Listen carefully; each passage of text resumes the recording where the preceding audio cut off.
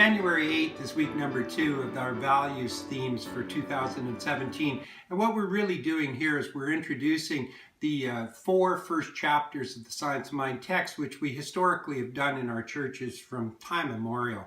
As a matter of fact, Dr. Holmes told George Bendel once that it's important to do it every year because what happens is we actually begin to think that we are already open and inclusive and growing and expanding, that we're already advanced enough at the end of the year that we need to go back to basics. So what we're talking about here, January 8th, Reverend Sandy Smith from the Tri-City Center for Spiritual Living in Kennewick, Washington.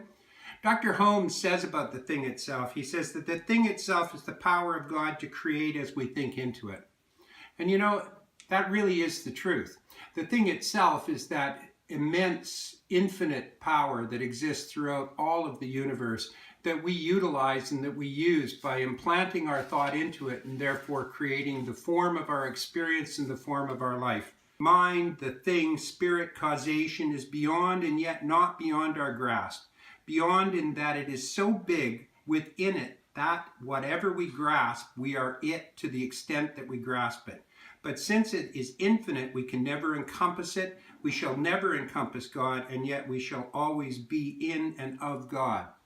You know, this teaching is a teaching that's called panentheism. What we believe in is the immanent and transcendent power of a universal mind and universal spirit. And in that matter, what we are constantly and consistently doing is growing and expanding to receive more of it into our lives. And the day that we receive all of it into our lives, of course, is the Christ consciousness itself. Dr. Holmes says that suggestion has proved that the subconscious mind acts upon our thoughts. It is the mental law of our being and the creative factor within us.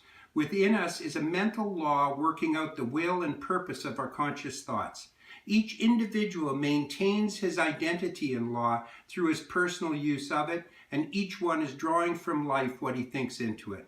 To learn to think is to learn how to live. Man, by thinking correctly, can bring into his experience whatever he desires if he thinks correctly and becomes a living embodiment of his thoughts.